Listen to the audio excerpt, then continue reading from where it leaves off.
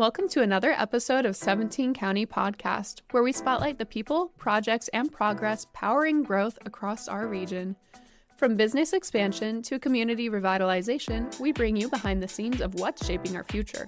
We're proud to recognize the organizations that make this podcast possible. A special thank you to the dedicated stakeholders investing in local impact. Central Valley Ag, Clutie Incorporated, Overland Ready Mix, Collins Aerospace, Meade Lumber Company, and Perennial Public Power District. We're also grateful for the continued support of our financial stakeholders, Henderson State Bank, Midwest Bank, and York State Bank, who help drive business sustainability across the county. Empowering innovation and reliability behind the scenes, we recognize K-Junction, OPPD, and Nebraska Public Power District. Your support fuels the stories we share and the future we're building together. Now, let's get into today's episode. Mike, I'm very happy that you're here today. Know that we covered a lot in the Lunch and Learn, and I know that I have you probably for 30 minutes right now, but there's a lot of knowledge that I would like you to share, maybe to our community. So thank you for being here today. Yeah, absolutely. Glad to be here. Yes. So first of all, how was everything at Lunch and Learn? How was meeting a little bit of your community today? Yes, it was great. I've always enjoyed being in New York. I don't live too far away, so it's always nice to try to help local businesses successful. And the path to get there is more challenging every day, it seems. So at least on the employee side, I can help and just enjoy sharing some of those topics. And I know that one of the topics that you touched today was workplace, employees, and engagement, how we create that good culture. Talk to me a little bit about that, what we covered today in the Lunch and Learn. Yeah, the culture is, what do you stand for? What do you believe in? Just how do you treat people, really? And maybe I saw a quote the other day, and the culture is addressing non-culture behaviors. So for me, the two companies that I used to run, it was about having a positive workplace environment, putting people in a position where they can be their best, having us get along and work as a team and perform for our customer.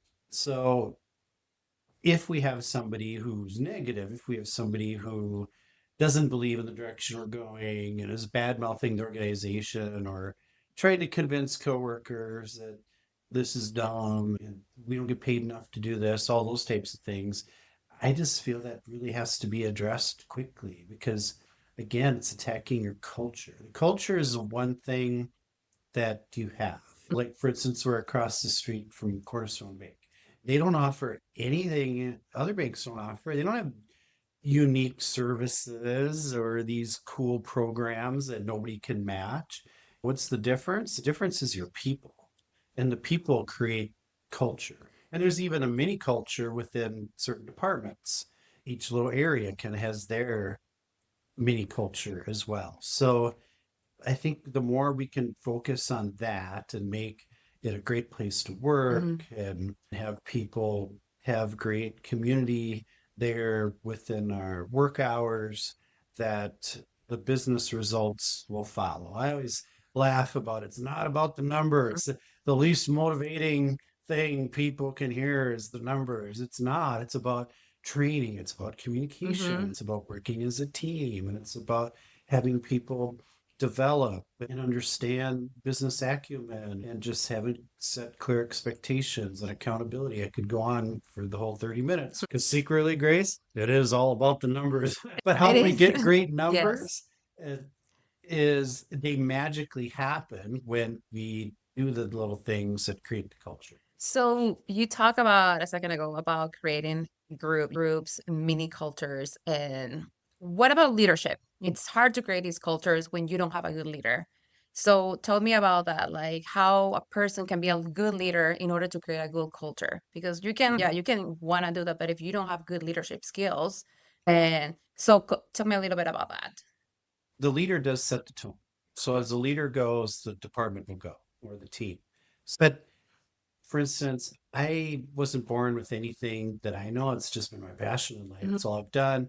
It's all I've studied, from books to training courses to having my own coach to you name it. I'm still focusing on it because it's ever changing. And my point is, we need to give people the tools to do that and to be the leader that today's workforce respects and wants to work for, which is a different Mhm. formula than it was 20 years ago. In fact, it's a completely different formula. And the leader has to show that they care. And maybe not every leader has an outgoing personality like I do. That's Yep, fine. That's not prerequisite, but we have to show that we care. A I book that I'm agree. reading, it's interesting because I innately believe we all have empathy, we all care, but how do we show it? In this book, said that there's 7 different ways that we show empathy. And one of the common ways for people is to try to fix the problem. Okay, I have a solution for what's going wrong. Not be the shoulder to cry on, or not, oh, I understand that Mhm. could be frustrating, which are tools we can learn to better convey to some people that we do care. But back to the people that just try to fix the problem, it's admirable, but that's not going to be a connection to today's employees. So just helping them see, how do I be the leader that people want to work for? And it's not by being soft. I always ask people, who is your favorite teacher or sports coach growing up? It's been a long, nobody's off the hook here because for me, it was my second grade teacher, Mrs. Mountain. So it's been a minute. Okay. But she made me stay after class every day. Why? Because math was like my passion. It was something I was really good at. So even though I was in second grade, I don't know if any of you have young children, you get that 1 page little where it has like 12 different math equations you got to figure Mhm. out. We would race every day, and I could actually beat her sometimes, but she pushed me. And it's funny, 8 or 9 out of 10 people that I talked to, who is your favorite teacher or sports coach growing up?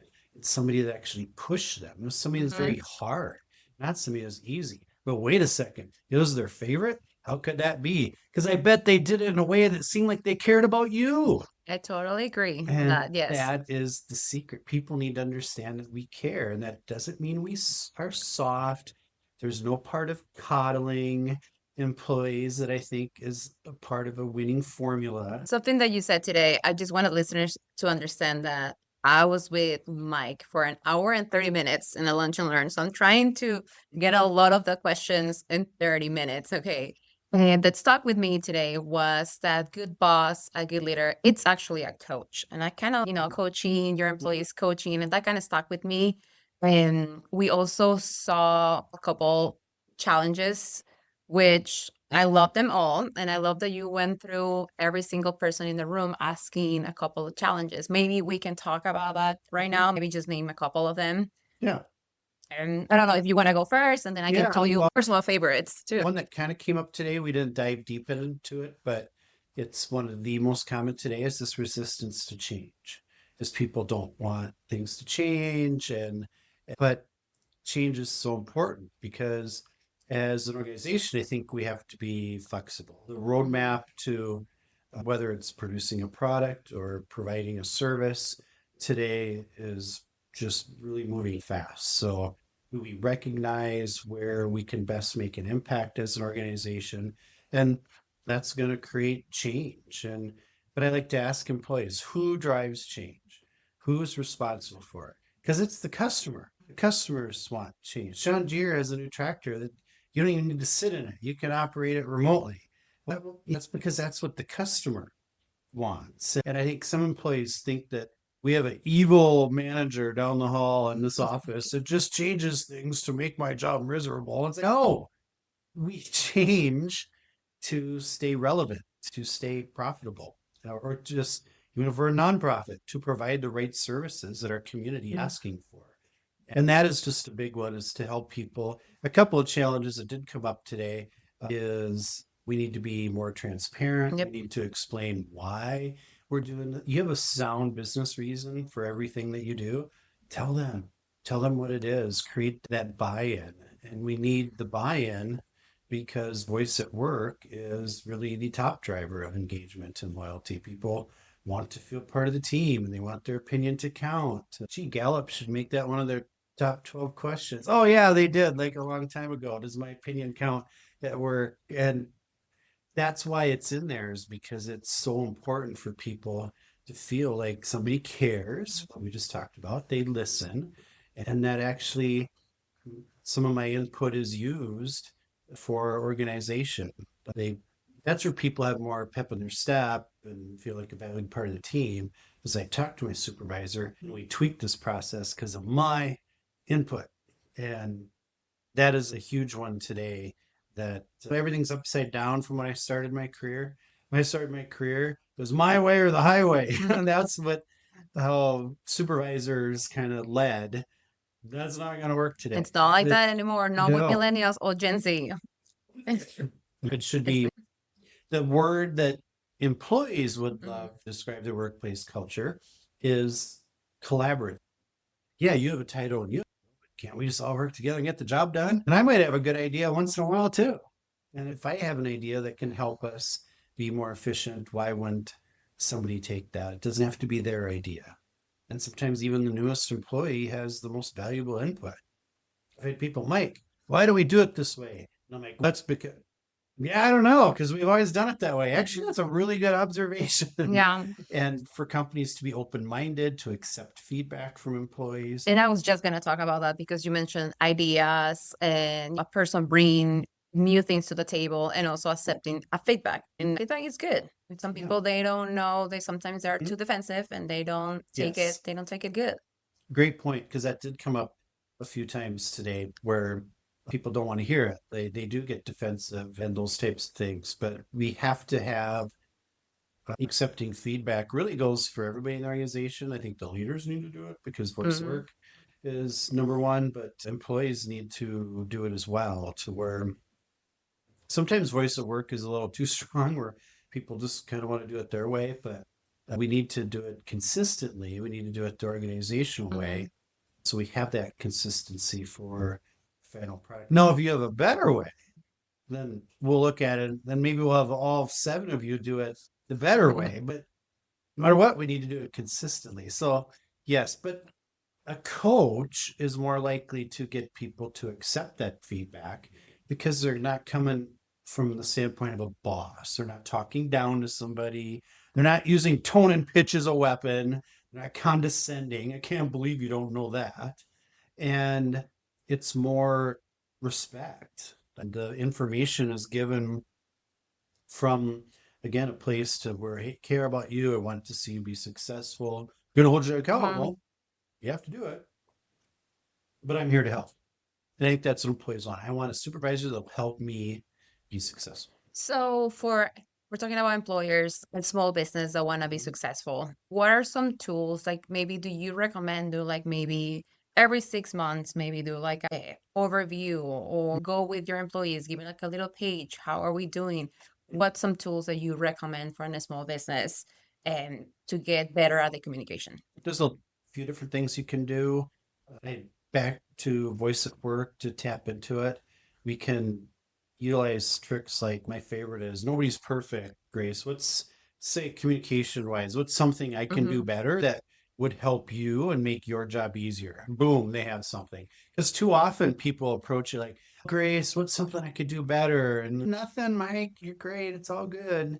And like, Mike, do you know what you're talking about? I tried voice at work and nobody had anything for me. I'm like, it's because it's a little weird to tell your boss what they're doing wrong. You have to approach it with a little savvy, like, nobody's perfect. What's one area of communication? Or we're going to have a meeting next week. Everybody bring one idea of how we could be more efficient. How could we work smarter, not harder? And once you prime that pump, once it gets flowing, it'll never stop. I promise you. I used to run a recruiting agency, and through my tenure there, we hired many thousands of employees.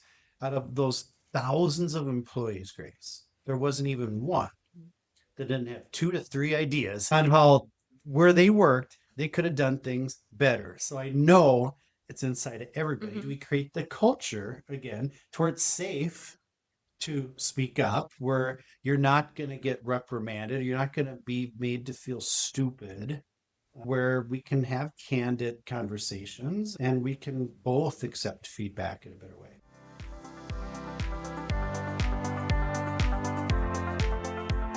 Since 1882, York residents have looked to Cornerstone Bank for all of their banking needs. Visit any of our 46 locations throughout Nebraska to discover the Cornerstone difference. Cornerstone Bank, member FDIC, equal housing lender. And I appreciate you sharing those tools. So right now we covered tools. We cover a couple of the challenges because you gave us a full page of challenges. So we really cannot cover all of them. I do want to talk about some of the facts that you throw out today, a percentage. You say something about Indeed did this research about why do people quit. Can we talk about that? And Yeah. that was very interesting for me today. It really was to me too. It was fascinating that toxic culture was the top reason. People could check multiple boxes because there's oftentimes multiple reasons why you leave a job. 62% in this one time frame where they ran a survey checked toxic culture. Not bad, not I didn't like it. Toxic, which I'm like, whoa, that's speaks volumes, I think, to how frankly maybe we tolerate some of those negative attitudes. And we began this podcast talking about how important culture is, but yet we have people submarining it but it's not addressed. And I think it really should be. And sometimes we're almost held hostage, but they've been here 18 years and there's nobody else in York that can do that job. And I'm like, that's fool's gold. And besides, I'm not saying you walk up and fire them. I'm saying we coach and we let them know that's not okay. And by the way, there's consequences. If you are constantly making this, I'm just going to be honest, a miserable place for your coworkers to be at. And 41%, here's another number I throw out today, the people that call in sick, they're not sick. They're sick of work.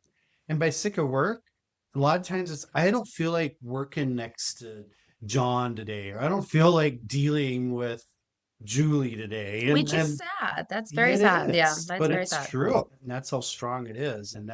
And unfortunately, at some point, they'll probably just look for a different opportunity. And we can lose good people that way.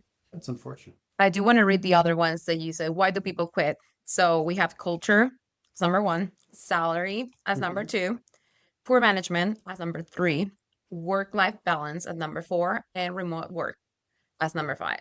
I actually put poor management today as number one. I was not expecting that. Yeah, because if past surveys have shown up to 2 out of 3 people that leave a job in the United States don't like their boss, and by boss, just the immediate supervisor who's in charge of listening to me and my voice, who gives me praise or doesn't, who explains the why, who leads my training efforts, those types of things. So yeah, I would guess that those were pretty close together, 1, 2, and 3, and all there was a gap from them to work-life balance and no remote work. But yeah, poorly. And salary is kind of fool's gold, frankly. It's interesting how you think it's all about pay because that's all that people talk about. But in reality, pay is not one of the top drivers of retention. It's still pretty high in attraction because people fall for the money. But in some ways, I think they just start at the highest bidder and work their way down till they find the right culture. And then that's the company they end up staying with. And I think of, when we had, excuse me, we were making professional placements, we dealt with counter offers. The company, those pay that person more to stay rather than quit and take this job we had found for them. And I always love sharing another statistic. Please. 2 out of 3 people that accept a counter offer are no longer with that company a year later. Oh. And then I say, why do you think that is? And then I be quiet because they weren't leaving because of pay anyway. They were leaving because of a toxic culture or poor leadership, or their career path is blocked, or the responsibilities or hours have changed. It's no longer a fit for what I can do with my lifestyle. There's a multitude of things that are actually the pain that somebody experiences to cause them to look and take a different job. Pay fixes it for a while. It's just like I see people asking for pay raises. If I can just keep it real here today. If you pay me $2 an hour more, I'll stay and I'll hate it, but I'll stay for that. And it's just not the answer. Pay is very important. And I don't mean to downplay it. Like, it's irrelevant. Obviously, you have to stay on top of what your industry's paying. There's not really up-to-date information. People look at wage surveys, but I don't put a lot of weight in them because even a Nebraska weed survey. It's probably all Omaha and Lincoln for the most part. Yeah. I don't know how much it helps us in New York. If I want to do a weed survey, I do, Grace, I get on Indeed for 5 minutes and I just pull up that job description in my Compare. area and I see what the 5 other job postings for my competitors are paying. Now I know. That's smart. And so for employees, for them to have this employee that doesn't leave their office, how do you create this loyalty? Actually, that's the question. How do you create this loyalty and make these employees stay with them for long term? I do think, again, it's back to, I could go with the odds, which Okay. would say voice support, transparency, praise, personal growth. Or I could answer the question this way: get to know each person well enough to know what their number one is. Because some people just like being successful. Like everything I did today was perfect. Some people just like being part of a team. Some people are there to make money for their kids' college education. Some people want to move up with the company. Some people don't want to move up with the company. They love routine. I just want to do the same job forever. I could go on, but get to know each of them well enough to get the answers to the test. Once I know what everybody's number one motivator is, whew, supervising them just got a whole lot Yes. easier. So would you recommend, today we talk about being orange and we were talking about that. Would you recommend those personality tests to small business? I know that a couple of them are doing it, but just for people know what I'm talking about, there's these tests that you can take and some of them are colors. Mhm. Then I have also done the disc and I'm Yeah. at I. Also good. Yes. Have you done that? Yep. Yes. Okay. I've done a dozen different ones. I Yes. think And they're there's like all animals too. amazing. Yes. They're all amazingly Yes. accurate too. There's one that animals are, yeah, we have done. So I feel like that is very personally working in small offices and small businesses. I think that is very important just because you know that type of personality you're working with. Correct. And we know today, Janine is Mhm. our detail-oriented person. Yeah. Yes, we know that. I am a very creative person, so I Mhm. try to pay attention to details, but I do feel like, would you recommend that maybe one of those to Mhm. small businesses? Yeah. Anytime we can educate people, whether it's the True Colors personality tests that I do or generational differences, etc., it really helps because at the end, it brings the tension down. Maybe everybody in the room still doesn't like what their coworker does, but now that they understand why they do what they do, it just releases a lot of that tension and it just helps them work better as a team. And it's even great for the individual to take a personality profile because the thing to remember is we can manage our profile. So for me, for instance, I'm very creative, means I'm not detail oriented. It's a teeter totter. One side goes way up, unfortunately, the other side goes down. But I can double check my work. Okay. I'm here. not patient. I can slow down and be patient with a new employee. I could go on, but just the self awareness for how we're naturally wired. We talked really about active listening. I'm not a natural active listener. I actually, every single conversation, the whole rest of my life, I need to remind myself to be an active listener. That's just the way it is because I'm not a natural at it, but I can do it. Yep. And to help everybody in your team be more effective, as long as they have self-awareness, which is a very underrated quality. And that's something that I'm also learning and training myself as well now that I'm doing the podcast, active listening, trying to, and we talk about this as well, just listening to people, speak slower, just slow down, Grace. I cannot do these. So, yeah. Yep, very true. I know that we're almost with time, but there's 2 questions that I want to ask you. Okay. How important is recognition? I know that coming here with Alex in my car, we were talking about her new employee, her new intern actually, and how important it was for her to send this message after her first week. We're not expecting a gold star or anything, but like how important is recognition? I think that's a good Very one. important. And again, everything's upside down. When I started my career, your thanks is your paycheck. Today, they need to hear the praise. They need to earn it. But if we're going to coach, I think the coaching and them accepting feedback happens more naturally if they're also hearing about the good things that they do. I worked with a company in South Dakota a couple of weeks ago who they were trying to respond to their Gallup survey, and one of their low scores this is going to shock everybody, is have I received praise or recognition in the last 7 days? I'll say that because it's everybody's little score, because how employers see it and how employees see it are just still worlds apart. So I did some focus groups to meet with employees only, no supervisors present, just to get some extra feedback in response to these survey results. And it was fascinating how some people talked about wanting to hear praise daily. Daily is not an annual review, by the way. And then a couple employees talked about, if I don't hear praise, I become insecure. I begin to worry that I'm doing things right. And it made me think back to when I started my career. No news is good news was the motto. Today, no news is bad news. So we have to do better of helping people feel appreciated and recognized for what they're accomplishing. A line that we can retire forever is, that's what they get paid to do. Really, he could use that for anything. He made $1 million sale. That's what he gets paid to do. Come on. If they're doing something well, recognize that's what's the definition of positive reinforcement? You're reinforcing the behavior you want to see. And don't be shy about the coaching part either.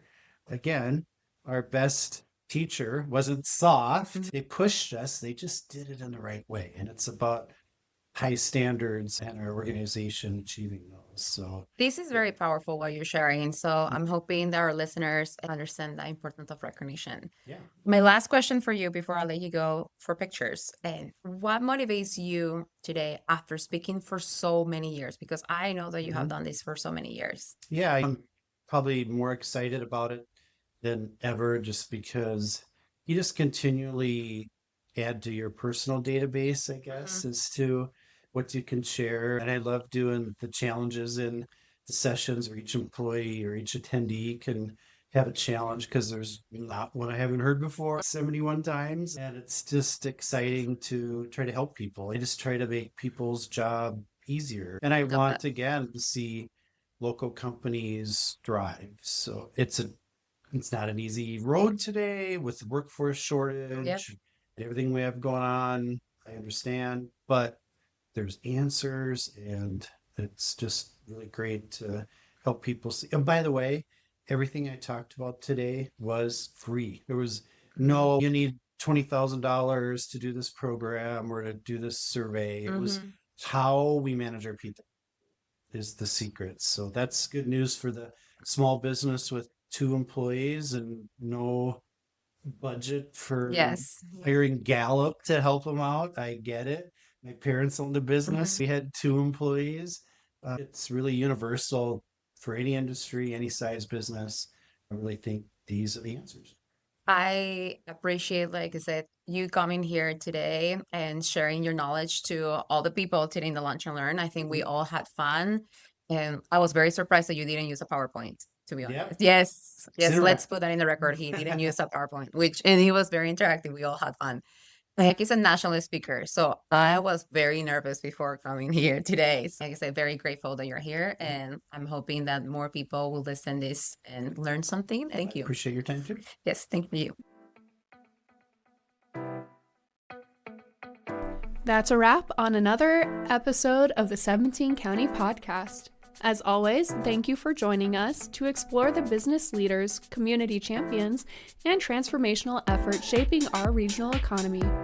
A final word of appreciation to our stakeholders: Central Valley Ag, Clutie Inc., Overland Ready Mixed, Collins Aerospace, Meade Lumber Company, Perennial Public Power District, Henderson State Bank, Midwest Bank, York State Bank, K-Junction OPPD, and Nebraska Public Power District.